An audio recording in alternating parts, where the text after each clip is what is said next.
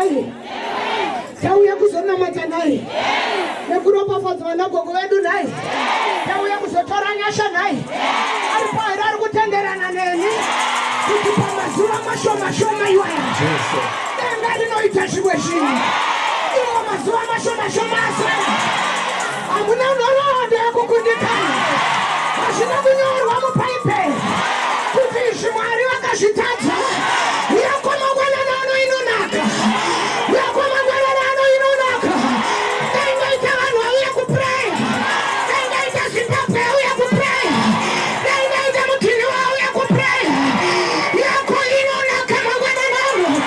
Tina timu yekuti Mwari we. Yangu mwaitadza here. Mwari we. Yangu mwaitadza here.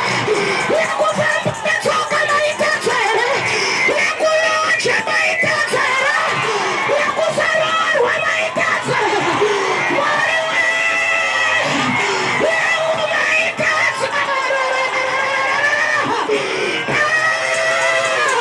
Yakara woshaka paya. Namana kutuma kataba. Aripa papa. Ikata paushaka. Andini kamone tena kamoshaka. Yangu mwaitadza here.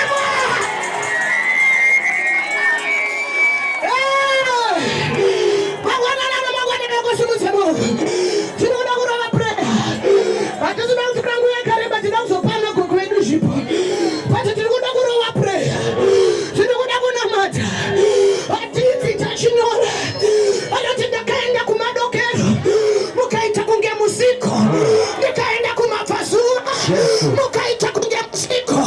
Nikaenda kuchamembe. Mukaita kunge musiko. Aomba ati kudya. Misodzi kwakava kudya kwangu. Usiku nesikati. Nyika ichindibvunza. Kwa Mwari wapiko. Amena kana paine. Wenzwa nekutukwa kumasendilaini. Amena kana paine. Wenzwa nekutukwa mavanogara. Kudzinza kwaakazvarwa. Kunzi nguri makakwira gomo. Nguri makanamata. Muri kuchadiswa nedatiniwa. The devil is a liar. Mangwanani anos. Nezvinaitika pagomo. Mangwanani anos. Mwari kare Mwari. N'anga dzoita n'anga. Mwari kare Mwari. Maprofitene vaita maprofitene. Oh, yes. Zvichivamata Mwari mupenyu. Nezviri kufanira kubatika. Yes. Nguva yako yekusekwa yapfuura. Nguva yako yekutarisirwa pasi yapfuura. Yapfuura. Yekuchema yapfuura. Yapfuura. Dhavhidhi anoti ndakaita kuti mudungwe. Oh, yes. Kwaienda vamwe ndichiendawo. Aha. Paibviswa zvipo ndichibvisawo. Aha. Paibviswa zvegumi ndichibvisawo. Aha. Pakapuwa ana gogo ndailepo. Yes. Patakaenda kuchivhu ndailepo. Yes. Kwamutemwa ndailepo. Aha. Patakaenda kuchikurupi ndailepo. Yes. Asi ndadzwa nekusekwa. Aha. Nyika iri kuti Mwari wako aripi. Yes. Namanyatera unopfeka iwayo. Ipapo. Mwari wako aripi. Yes. But today we want to pray. Today. Today we want to pray. Today. Today we want to pray. Today. Asitifanye taro wa prayer point. Oh, yes. Ndio apostle mwana wa Yesu mzamoga. Aha. Ukamchina Yesu. Yes. Ikaitarusha sina Yesu hapana shakiri kuita. Aha. Ikaitarusha sina kumukamchina. Yes. Itara raiva dikai. Aha. Ndirisha ndina kuti ndakakamchina Yesu. Yes. Andina kukamchina we fake. Aha. Ndakakamchina mupenya anorarama. Yes. Asingakundwa nenganga. Yes. Asingakundwa nenyika ino. Yes. Ineni vagara ndakati kuna Mwari. Yes. Kana muchikundwa nenganga. Aha. Choya kuti hamusi Mwari. Yes. Mwari ngave Mwari. Aha. Ikaichitera kumashure. Yes. Ndakaramba ndikati kudzinza rekwangu. Aha. Achifananidzwa nevanoenda kung'anga. Yes. Kana ndasvika hana dzavo Ipapo. atakura mukuru. Yes. Agara pachigaro chekutanga. Kana ndasvika vanonyarara. Yes. Ndawa ndatakura anotyisa. Aha. Kuda kuti iye ari kurarama mandiri. Yes. Kuti muzvekwa kwapinda mauri. Yes. Pamazuva mashoma asara iwaya. Yes. Kana ari kuitirwa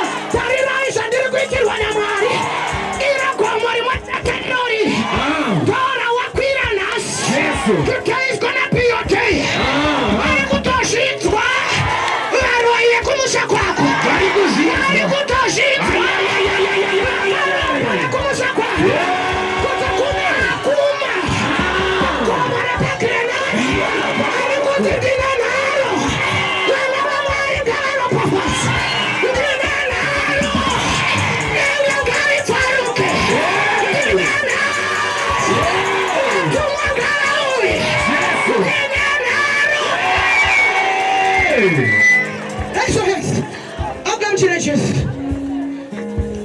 Wakasumudza maoko ako pauri ipapo.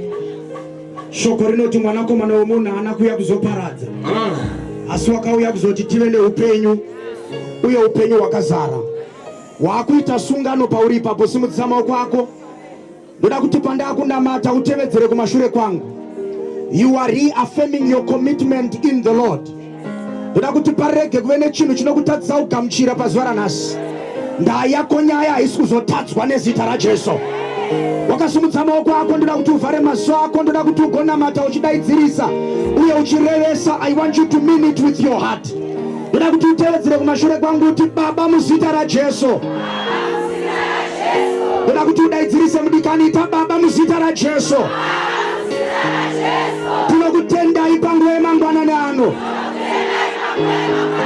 Ndakatadza nekureva,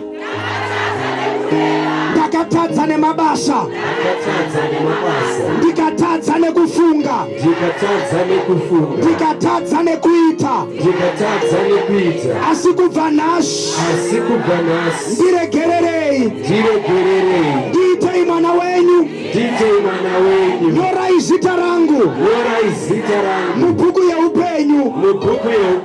Ishe Jesu, pindai mumwoyo mangu. Kubva nhasi handichadzokere zvekare shure. Ndanamata nekutenda muzita raBaba neromwanakomana neromweya mutsvene. Amen. Itamheremhere ufarire upenyu hutsva muna Kristu Jesu. Ndinoda kutenda Mwari ine. Ndinoda kuti ungobatanidza maoko ako tichigamuchira anagogo vari pakati pedu. Ungobatanidza maoko. Gamuchira vasharukwa. Ngavagamuchirwe. Tine anagogo vari pakati pedu. Ngavagamuchirwe. Ticharova pamwe chete naapostoli razvoreuka havasi kuenda kure. Ndikarova irovo. Tichirova prayer. Amen. Psalm 42 verse number 2 inoti, my soul thirsty for God, for the living God. When shall I come and appear before thee? My tears has been my meat and my day and night. Wow, they continually say unto me, where is thy God? When I remember this, I pour out my soul in me. For I have gone out with the multitude. I went with them to the house of God, with the voice of joy and praise, with the multitude that kept a holy day. Why thou cast down all my soul, and why thou hast despaired in me? Hope in thy God, for I shall yet praise him, for help in his countenance. The pasperugut muruna urukuchema arikuti ndakaita gudza mudungwe nevamwe ndichienda wakunona mata pamwe chete nawo ndichiitawo zvaitwa nevamwe. Uyu ari kunyora hasi muhedheni nekuti ari kuti musiwo wechechi ndinotouziva, outa yechechi ndinotoiziva, mapfekero anoita vaprista ndinovaziva, anoti paitwa maonaiti ndaivepo, pairumbidzwa ndaivepo. Obva ati asi nyika inoti ikanditarira inoti komwari wako ari piti.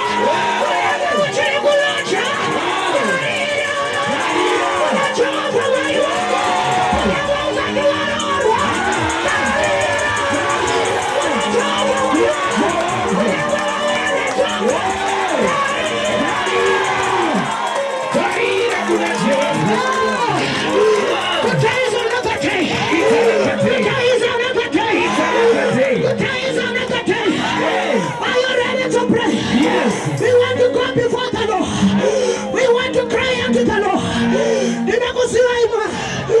Amuna noron. Riegu kondikana. Paipelira nguri not. Pena ina amera muskwe. Nakaole kera panana. Paipelira nguri not.